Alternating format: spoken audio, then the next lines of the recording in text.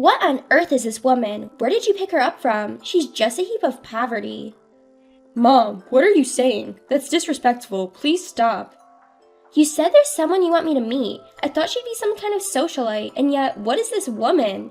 Wearing such plain and cheap clothes, with nails like an old lady, and hardly any makeup, she's no woman, she's done. I will absolutely not allow you to marry this person. Quiet. People like this, poor people, they give me allergies. Get out at once. Dear, you're going too far. Stop it. It's shameful. That's enough. I'm marrying Emily. It's me who's getting married. I won't let you complain. Emily, let's go.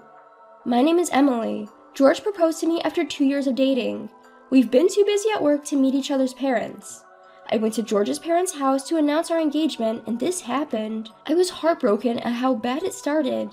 His mother seems to want George to marry a rich lady. Apparently, there was a lot of disagreement when George's older brother got married too. George and I discussed what to do from here. And that day marked the beginning of the phone attacks from my mother-in-law. Are you really thinking of marrying George? Yes, I want to start a family. Don't you feel it's impossible for you to start a family with George? Let me be clear, there is a world of difference between George, who grew up in a wealthy family, and you who grew up in a poor family. It's like a homeless person marrying a celebrity. That's not... Of course, it's impossible. George is a good bride candidate. He's been in private school since elementary school, so he's only ever been around wealthy people. That's why he looks at you, being poor, and thinks it's something new. He's just being fooled by you. I'm not deceiving him. I fell in love with George, even if he had no money. Ah, don't make me laugh. You have no right to fall in love with George. Exclude yourself immediately. So you're saying you won't accept our marriage? Finally got it? I've been saying that from the beginning. I can give you severance pay, but for someone of your class, how about a single quarter? Listening to my mother-in-law, it was truly a parade of disrespect, and I had lost the strength to fight back. When I told George about this, he immediately called his mother. Mom, what did you say to Emily on the phone?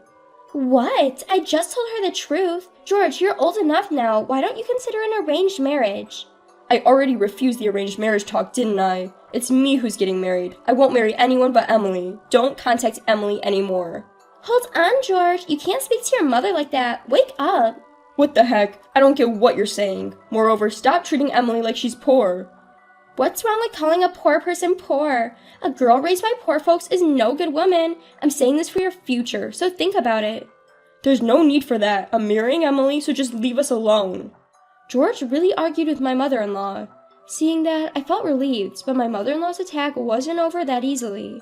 I was so overwhelmed with anxiety, wondering if it was a good idea to get married in this state. I discussed with George, and we decided to get married without a ceremony, only by registering our marriage. Then, it was resolved that we would no longer go to his family's house, and then the calls from my mother-in-law stopped abruptly. I was feeling happy and living a normal, newlywed life, but about a year later, we were told that we needed to attend a celebration for my father-in-law's longevity as a couple, and it was something we couldn't ignore, so we attended the celebration meal. My father-in-law had always been a fan of a fancy French restaurant and had an old relationship with the owner, who had made a reservation. On the day of the meal, "Oh, you're quite late." We're not late, so it's not right to say we're late. Anyway, Dad, congratulations. Father-in-law, congratulations. This is from George and me. Thank you. You didn't need to bother. I'll greatly receive it. This is great. All that is irrelevant. Let's toast. Thinking that, we toasted, and as we were eating, I thought the conversation would pick up. When will you guys have a kid? And you're not even quitting your job. Are you incapable of housework? You're a failure as a woman. That's something George and I discussed and decided. I'm thinking of quitting my job when I have a child. Shut up! 100 years earlier to talk back. This is why I hate poor people. And the storm of complaints began again. Then, at the wealthy family meal, my mother-in-law, "I can't eat with such a woman," she said, and jabbed her fork at me. I was unconsciously, "Ah!" "Hey, Mom, what are you doing? Stop this now." "I'm telling you, I can't eat with such a woman. If you understand, then leave right away, you poor thing." Even the brother-in-law and wife who had come and my father-in-law were just stunned by my mother-in-law's attitude. However, one word from me caused a shocking turn of events that froze the air.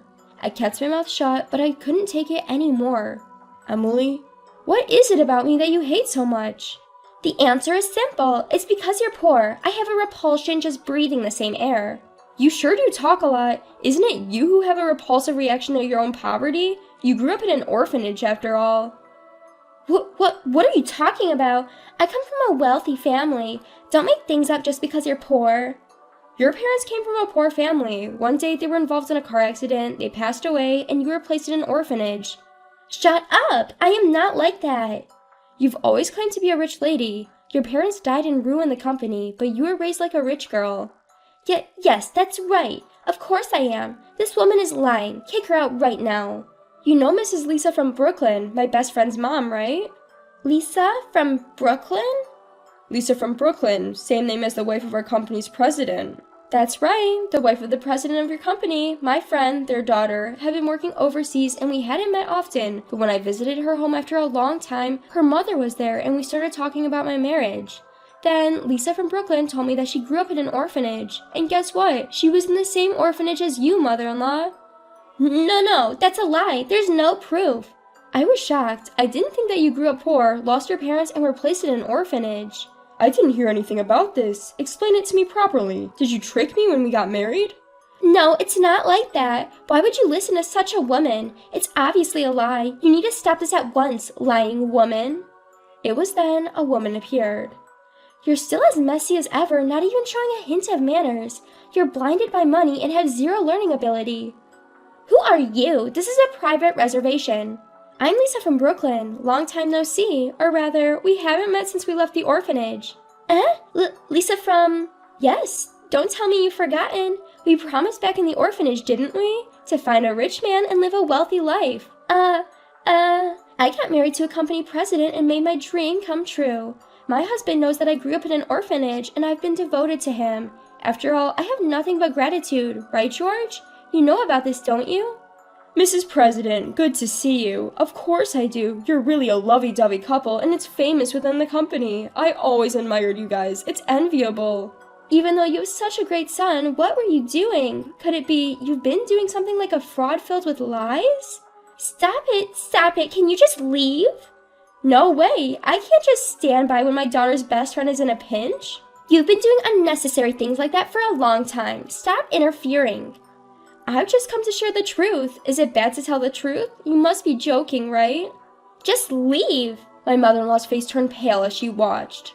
Right in front of her was her former best friend from her time at the facility.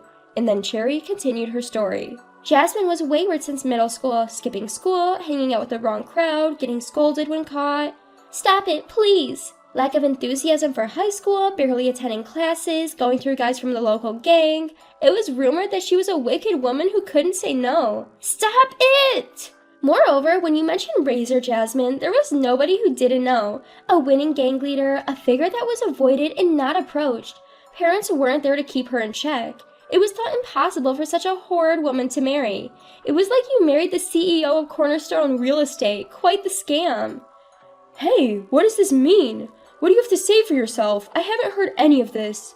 At company parties, didn't she complain about feeling unwell? I don't think she's ever attended. She's just a clueless gangster. Her real nature would soon be exposed. That's why she has the nerve to be a con artist. So that's why you always felt ill when it came to parties. I thought it was strange, but this is the reason. That's not true. Please listen to me. There's no need to listen to your stories. No way! Cherry just told us the truth. I don't want to hear any of your lies. Please don't bully Emily. After all, her father is a major shareholder of our company. There's no way a major shareholder could live in such an old apartment. Major shareholder? You must know the architect, Mr. Michael. So what? That's irrelevant now. Leave already. Michael is Emily's father. Huh? What are you saying? Michael is known worldwide, and he is said to work in a large mansion built on a vast piece of land in the mountains. This woman's father lives in a shabby apartment. That's just an old apartment he bought years ago. He usually works in the mountains and hardly ever comes out. Your lies won't work. Look at this. Cherry showed me a photograph on her smartphone, which made headlines when I was born. Upon seeing this, my mother-in-law's eyes widened in surprise. Oh my, is this baby you? You're Emily? Oh my, Did you enjoy ridiculing me? Money has nothing to do with marriage. If you don't have a genuine heart, you can't be a couple. What? Why didn't you tell me? Whether my parents are wealthy or not doesn't change who I am. I will never forget the insults you threw at me. Please don't say that. Unable to forgive everything that had happened, I suddenly talked back to my mother-in-law. You get allergies just from breathing the same air as poor people, right? At the marriage proposal, even though I was wearing a high-fashion dress designed by a famous designer, you said it looked cheap and poor. Marrying George is like a celebrity marrying a homeless person. The severance money you said you paid to break us up is worth just a single quarter, isn't it? Well, that's... You judge people based on your own selfish assumptions. Just because a family has money, anyone is fine. Such a barbaric way of thinking. Enough with your nonsense. Tears started to well up in my eyes out of frustration, and I didn't stop there. I heard about what you said from Cherry before our marriage. Moreover, my parents told me that happiness cannot be decided by money. It's your trustworthy partner. Trust in yourself. Emily, knowing that, why did you still want to marry me? I understand how you feel, mother-in-law. If you lose your parents, have no money, and have to be put in a facility, anyone would go crazy in that situation. That's why I wanted to deepen our familial bonds through marriage, to help heal your emotional wounds. I was even willing to live with you for that. I didn't know anything about you. I can't understand if you don't tell me. You insulted me before we could have that conversation. I was planning to keep this to myself thinking of your hardship, but I couldn't bear it any longer. That's why I broke down crying. Then George hugs me gently. Emily, I'm sorry. I should have understood you better. I should have protected you more. Emily, I'm really sorry. You're the only one for me. I believe in destiny, Emily. Thank you, Emily. We truly caused you a lot of trouble.